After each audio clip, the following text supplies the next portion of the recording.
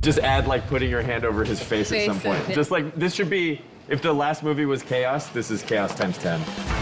There always has to be a personal connection for me, something I can relate to. And I never thought of it in terms of like, we gotta go big, we gotta make this gigantic. To me, it was just reminding myself of what it felt like to be about to graduate high school. John has an essential, like, Peter Parker-ness. Jon Watts is everything. This is his vision, his movie. He has complete command. You can see his progression from Homecoming to now, in that he really is on his game right now. Bravo!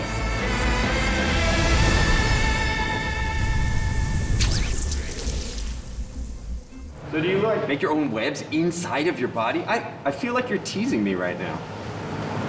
Yeah, he's not teasing you. It's just that, you know, he can't do that, so.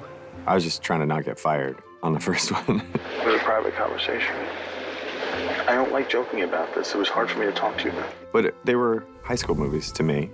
So I thought if you start sophomore year, you could do sophomore year, junior year, senior year, one movie at a time for me. And now it's senior year. Jon Watts just rolled up his sleeves and brought this tone that felt a little bit younger, a little bit more subversive in a comedic way. He brought this quirky sensibility.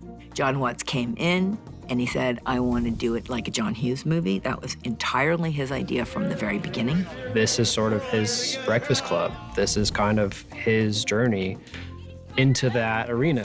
John has this incredible ability to relate and then show the world that kind of teenage perspective. What was really interesting about it for me is John's sensibility of this almost high school comedy wrapped into this Marvel universe. What I think separates his versions of Spider-Man is that it's not serious. What I love about Jon Watts is the way he's able to undercut the seriousness of the films by layering in that these kids just want to go to college. He loves bringing out the humor. He's encouraging us to improvise and to kind of throw in. When he's got the takes that he wants, he'll always say, okay, one more just for you. Do what you want to do. Now let's have some more fun, or do whatever you want. He always gives you an opportunity to play around. One more like that. That was amazing. I've watched you from deep behind Norman's cowardly eyes, struggling to get everything you want while the world tried to make you choose. Gods don't have to choose. We take. Great. Last one, Goblin's Choice.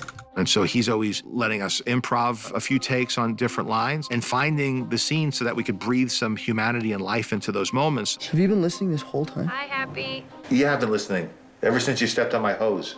I didn't. Maybe it's broken. John is amazing. Just how skilled he is with putting these movies together while not losing connection to character and what's going on and the emotionality of it. He really handles that so deftly. I really enjoyed that, and making things funny, no matter what it is, which is a lot of fun. All right, ready? All right, what do you think? Not a lot of directors have that confidence to be able to float it all up in the air and juggle it and then put it together. That's a unique quality. So let me do like one that's really like eyes wide. Yeah, just from the top. Okay, let's try that. John is really good because he's tough, he's clear, he has vision. He's a real filmmaker, but he's also loose. And the other thing, which is really important, I think, is that he takes the work very seriously, but himself not at all. I feel like if that's like any indication of what he is like as a director, he's just very smart and like he knows what he wants. Not a pushover. Not afraid to say, that doesn't work. No, nah, I don't do that. I don't do this because he has it in his head. And I think that there's been many times where I've shot something and I'm like, this looks amazing. And John's like, yep, it does, but just do it again and take a beat because I'm just gonna add a line in there for Tom to say something. He's not afraid of going deep when it's deep. He's not afraid of going crazy and weird and offbeat humor when that's called for. And he's able to like keep a light, fun set while having all the responsibility. It's just so cool. He knows what he can and cannot do and what he should and should not do on these sets, and what's accomplishable and what's not. So he really has grown. Yeah, that's pretty great. I'm happy. Let's do one more for shits and giggles. Let's do it. The reason why I think John's so collaborative is he takes the kind of old school Disney approach of, you know, best idea wins. He's always open to anyone, whether it's a person working at craft service or if it's a PA. The first day I walked in to a story room, new to the Spider-Man franchise with MCU, I'm just gonna be a fly on the wall. He turns to me and he says, "What do you want to see in this movie?" And as good as John is at the big stuff and as good as he is at the action, and he's great, he's really an actor's director too.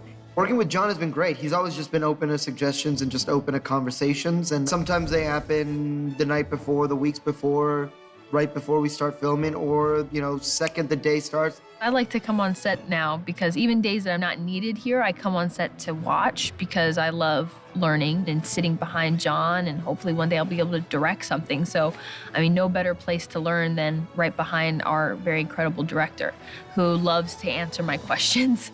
He's never above just putting himself out there, being with the actors as they're trying to figure it out. On set, we collaborate. He gives me line readings that are so good. And then at the end, I think it looked back, it's like, so who's coming with me? Someone's coming with me. Yeah.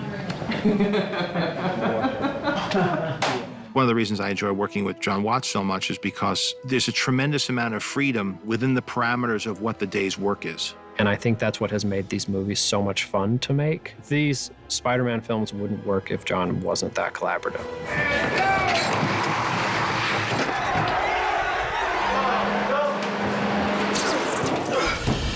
On the first movie, he was nervous, and now he's just like this baller director. You know how people kind of level up in a video game? That's sort of Jon Watts through like 3 movies. Jon Watts has done such a wonderful job of creating this genre of superhero movie that kind of hasn't been told before. It's great to just go back to Homecoming and Far From Home and figuring out any other things that we could connect, because I just want it to be a complete world where you can see things in this movie that are referencing back to things in the first movie, so that it does feel like one story that we've been telling over 3 movies.